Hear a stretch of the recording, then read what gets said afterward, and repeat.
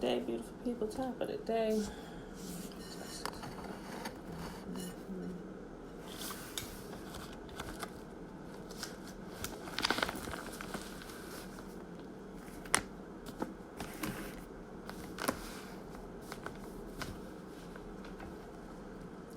It is the beginning of another week. We are here. We are here. We are here. Tiffany, hey girl, hey. Betwabu, y'all, Betwabu. All right, y'all. It is Monday, March the 9th, 2020, day 92. We are in 2 Samuel 10, 11, and 12. Somebody gonna be naked on the roof today. All right. So let's go ahead and get started, chill. All right. Okay, last chapter kind of long, 31 verses, but we should be done about 15 minutes, y'all. Okay. All right. 2 Samuel chapter 10.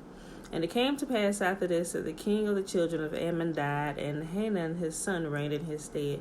Then said David, I will show kindness unto Hanun the son of Nahash, and his father showed kindness unto me. And David sent to comfort him by the hand of his servants for his father. And David's servants came into the land of the children of Ammon. And the princes of the children of Ammon said unto Hanun their lord, Thinkest thou that David doth honor thy father, that he hath sent comforters unto thee? Hath not David rather sent his servants unto thee to search the city, and to spy it out, and to overthrow it? Wherefore Hanun took David's servants, and shaved off one half of their beards, and cut off their garments in the middle, even unto their buttocks, and sent them away. When they told it unto David, he sent to meet them, because the men were greatly ashamed. And the king said, Tarry yet at Jericho until your beards be grown, and then return. And when the children of Ammon saw that they stank before David, the children of Ammon sent and hired the Syrians of Beth-rehob and the Syrians of Zobah 20,000 footmen, and the kings of Makkah 1,000 men, and of Ishtob 12,000 men. Betwabu, Trina, Betwabu. When 2 Samuel chapter 10, verse 7. And when David heard of it, he sent Joab and all the hosts of the mighty men. And the children of Ammon came out and put the battle in array at the entering of the gate. And the Syrians of Zobah and Rehob and Ishtob and Makkah were by themselves in the field. And when Joab saw that the front of the battle was against him before and behind, he chose all the choice men of Israel and put them in array against the Syrians. And the rest of the people he delivered into the hand of Abishai his brother, that he might pull them in array against the children of Ammon. And he said, If the Syrians be too strong for me, then thou shalt help me. But if the children of Ammon be too strong for thee, then I will come and help thee. Be of good courage, and let us play the men for our people and for the cities of our God, and Yahuwah do that which seemeth him good. And Joab drew nigh, and the people that were with him, unto the battle against the Syrians, and they fled before him. And when the children of Ammon saw that the Syrians were fled, then they fled before Abishai, and entered into the city. So Joab returned from the children of Ammon, and came to Jerusalem. And when the Syrians saw that they were smitten before Israel, they gathered themselves together. And Hadad-Ezer sent and brought out the Syrians that were beyond the river, and they came to Halam, and Shobach, the captain of the host of Hadadezer, went before them. And when it was told David, he gathered all of Israel together and passed over Jordan, and came to Halam. And the Syrians set themselves in array against David, and they fought with him. And the Syrians fled before Israel, and David slew the men of 700 chariots of the Syrians, 40,000 horsemen, and smote Shobach, the captain of their host, who died there. And when all the kings that were servants to Hadad-Ezer saw that they were smitten before Israel, they made peace with Israel and served them, so that the Syrians feared to help the children of Ammon anymore. Oh my gosh, my mouth just got so dry. Guys, oh my God, it almost killed me to finish that.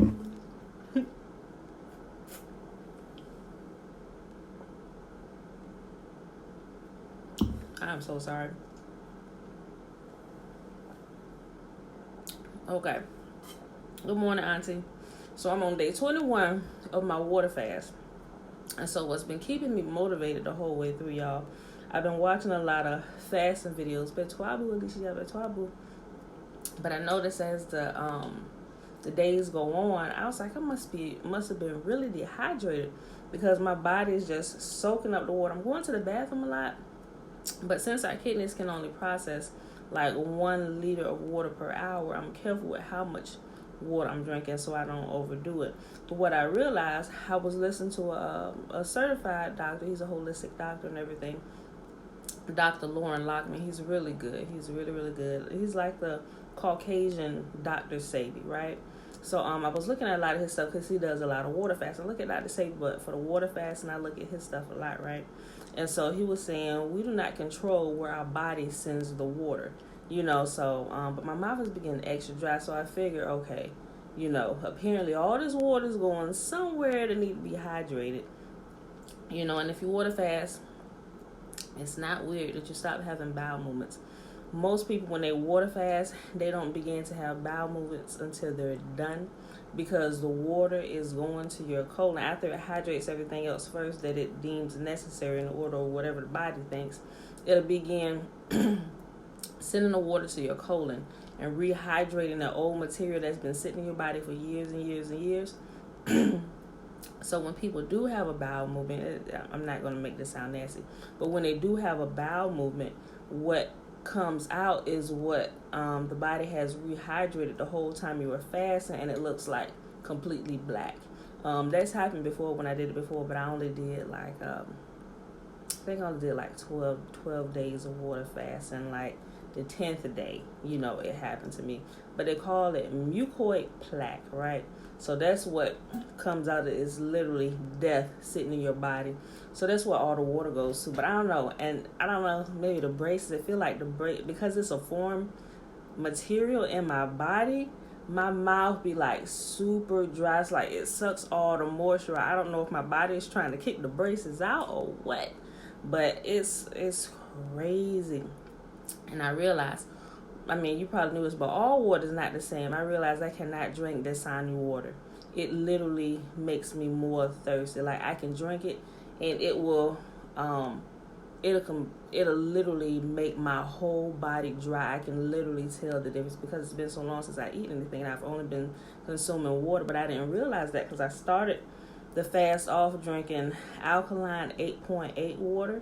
And it has like little Himalayan salt or whatever minerals in it. I was drinking it, but when I ran out of that, we had some bottles of Dasani. But I noticed immediately that the Dasani water literally dried me out. I was like, this is crazy. This is water. Why is it doing that? So, but I had to stop drinking it. Like I couldn't swallow it. So I went back, and that's what I filled my bottle with, the alkaline 8.8. Well, it's crazy. So as the body's correcting itself, but y'all, I just had to stop for a second because I could not read anymore. I don't know, I felt like dust was about to come out of my mouth, and I've been drinking water throughout the night and stuff. When I get up with this, it's weird, y'all. But I'm still kicking. I'm still alive. Day 21 with nothing but water, y'all. But seriously, I feel good. It's just this. You go through the different phases. Betwabu, you go through the different phases of your body cleansing, then your tongue begins to cleanse, and broke out with another pimple yesterday. I'm like, okay, we almost done. We got 19 days left. Yes, sis, yes, keep going. So, but it's really good, y'all. I could really tell the difference as I begin to clean my body out. And it's horrible. I would never drink it again. I could literally feel the effects of my body. So I don't know. And I've heard too, I think they had some, I think they said Dasani, they came, I think it's a Coca-Cola product, they came out and just said it was really tap water. And that's probably why. I don't know. It's crazy. So, but yeah. I'm going to take another sip and I'm going to finish reading, y'all. I'm going to go off, but I just could not read anymore.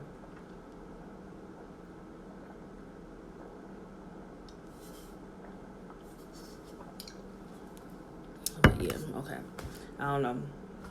Maybe I'm at this phase now where I need more water. It's hydrating something else in my body. I don't know, but my mouth just got extremely, extremely dry. Okay, 2 more chapters, y'all. 2 Samuel chapter 11. And it came to pass, after the year was expired, at the time when the kings go forth to battle, that David sent Joab and his servant with him and all of Israel, and they destroyed the children of Ammon and besieged Rabbah. But David tarried still at Jerusalem. And it came to pass in an eventide that David arose off his bed and walked upon the roof of the king's house. And from the roof he saw a woman washing herself, and the woman was very beautiful to look upon. And David sent and inquired after the woman and said, Is this not Bathsheba, the daughter of Elam, the wife of Uriah the Hittite? And David sent messengers and took her, and she came in unto him, and he lay with her, for she was purified from her uncleanness, and she was returned to her house. And the woman conceived and sent and told David and said, I am with child. And David sent to Joab, saying, Send me Uriah the Hittite. And Joab sent Uriah to David. And when Uriah was coming to David, David demanded of him, of how Joab did, and how the people did, and how the war prospered. And David said to Uriah, Go down to thy house and wash thy feet. And Uriah departed out of the king's house, and there followed him a mess of meat from the king. But Uriah slept at the door of the king's house with all the servants of his lord, and went down not to his house. And when they had told David, saying, Uriah went down not to his house, David said to Uriah, Camest thou not from thy journey? Why then didst thou not go down into thine house? And Uriah said unto David, The ark and Israel and Judah abide in tents, and my lord Joab and thy servants of my lord are encamped in the open fields. Shall I then go down into my house to eat and to drink and to lie with my wife? As thou livest, as thy soul liveth, I will not do this thing. And David said to Uriah, Tarry here today also and tomorrow, and I will let thee depart. So Uriah abode in Jerusalem that day and on the morrow. And when David had called him, he did eat and drank before him, and he made him drunk. And at evening he went out to lie on his bed with his servants of his lord, but went not down to his house. And it came to pass in the morning that David wrote letters to Joab, and sent it by the hand of Uriah, taking his own death letter. And he wrote in the letter, saying, Set ye Uriah in the forefront of the hottest battle, and retire ye him, that he may be smitten and die. And it came to pass, when Joab observed the city, that he assigned Uriah unto a place where he knew the valiant men were. And the men of the city went out and fought with Joab, and there fell some of the people of the servants of David, and Uriah the Hittite died also. Then Joab sent and told David all the things concerning the war, and charged the messenger, saying, When thou hast made an end of telling the matters of the war unto the king, and if so be the king's wrath arise, and he say unto thee, Wherefore approacheth ye so nigh unto the city that ye did fight? Know ye not that they would shoot thee from the wall? Who smote Abimelech the son of Jerubbaal? Did not a woman cast a piece of millstone upon him from the wall, that he died in Thebez? Why went ye nigh the wall? Then say thou, Thy servant Uriah the Hittite is also dead. And so the messenger went and came and showed David all that Joab had sent him for. And the messenger said unto David, Surely the men prevailed against us, and came unto us into the field, and were upon them in the evening, unto the entering of the gate. And the shooters shot from off the wall upon thy servants, and some of the king's servants be dead, and thy servant Uriah the Hittite is dead also. Then David said unto the messengers, Thus shalt thou say unto Joab, Let not this thing displease thee, for the sword devoureth one as well as another. Make thy battle more strong against the city, and overthrow it, and encourage thou him. And when the wife of Uriah heard that Uriah her husband was dead, she mourned for her husband. And when the morning was past, David sent and fetched her to his house, and she became his wife, and bare him a son. But the thing that David did had displeased Yahuwah. Last chapter for the day, y'all. 2 Samuel chapter 12.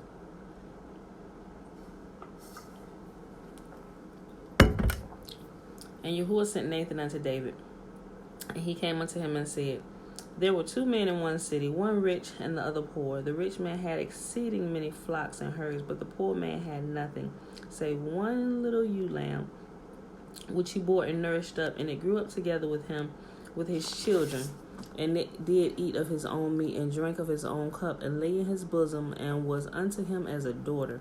And there came a traveler unto the rich man, and he spared to take of his own flock and of his own herd to dress for the wayfaring man that was come unto him, but took the poor man's lamb, and dressed it for the man that was come to him. And David's anger was greatly kindled against the man. And he said to Nathan, As Yahuwah liveth, that man that hath done this thing shall surely die, And he shall restore the land fourfold, because he did this thing, and because he had no pity. And Nathan said to David, Thou art the man. Thus saith Yahuwah, the God of Israel, I anointed thee king over Israel, and I delivered thee out of the hand of Saul. And I gave thee thy master's house and thy master's wives into thy bosom, and I gave thee the house of Israel and of Judah. And if that had been too little, I would have moreover given unto thee such and such things. Wherefore hast thou despised the commandment of Yahuwah to do evil in his sight? Thou hast killed Uriah the Hittite with a sword, and hast taken his wife to be thy wife, and hast slain him with the sword of the children of Ammon. Now therefore the sword shall never depart from thine house, because thou hast despised me, and hast taken the wife of Uriah the Hittite to be thy wife. Thus saith Yahuwah, Behold, I will raise up evil against thee out of thy own house, and I will take thy wives before thy eyes, and give them unto thy neighbor, and he shall lie with thy wives in the sight of this sun. For thou did it secretly, but I will do this thing before all of Israel and before the sun. And David said unto Nathan, I have sinned against Yahuwah. And Nathan said unto David, Yahuwah has also put away thy sin, thou shalt not die. Howbeit, because this deed thou hast done has given great occasion to the enemies of Yahuwah to blaspheme, the child also that is born unto thee shall surely die. And Nathan departed unto his house, and Yahuwah struck the child that Uriah's wife bare unto David, and it was very sick. And David therefore besought Yahuwah for the child, and David fasted and went in and lay all night upon the earth. And the elders of his house arose and went in unto him to raise him up from the earth, but he would not, neither did he eat bread with them. And it came to pass on the seventh day that the child died. And the servants of David feared to tell him that the child was dead, for they said, Behold, while the child was yet alive, we spake unto him, and he would not hearken unto our voice. How will he then vex himself if we tell him that the child is dead? But when David saw that his servants whispered, David perceived that the child was dead. And therefore David said unto his servants, Is the child dead? And they said, He is dead. Then David arose from the earth, and washed and anointed himself, and changed his apparel, and came into the house of Yahuwah and worshipped, and then came into his own house. And when he required, they set bread before him, and he did eat. Then said his servants unto him, What thing is this that thou hast done, that thou didst fast and weep for the child while it was yet alive? But when the child was dead, thou didst rise and eat bread? And he said, While the child was alive, I fasted and wept, for I said, Who can tell whether God will be gracious unto me, that the child may live? But now that he is dead, wherefore should I fast? Can I bring him back again? I shall go to him, but he shall not return to me. And David comforted Bathsheba his wife, and went in unto her, and lay with her, and she bare a son, and called his name Solomon, and Yahuwah loved him. And he sent by the hand of Nathan the prophet, and called his name Jedediah, because of Yahuwah. Did y'all know that? Did y'all remember that? Solomon's name was Jedediah, but they called him Solomon. And Joab fought against Rabbah, the children of Ammon, and took the royal city. And Joab sent messengers to David, and said, I have fought against Rabbah, and have taken the city of waters. Now therefore gather the rest of the people together, and encamp against the city, and take it, lest I take the city, and it be called after my name. And David gathered all the people together, and went to Rabbah, and fought against it, and took it, and took the king's crown off his head, and the weight of it was a talent of gold, with the precious stones of it, and it was set on David's head. And he brought forth the spoil of the city in great abundance. And when he brought forth the people that were therein, and put them under saws, and under harrows of iron, and under axes of iron, and made them to pass through the brick kiln, and thus did he unto all the cities of the children of Ammon. So David and all the people returned unto Jerusalem. And that, my beautiful people, is our reading for today. 2 Samuel 10, 11, and 12. It is Monday, March the 9th, 2020, day 92. With that being said, let's go ahead and get about our day. The blessing is found in Numbers chapter 6, 22 through 27. May Yahuwah bless us and keep us. May Yahuwah make his face to shine upon us and be gracious unto us. May he lift up his countenance upon us and give us his peace.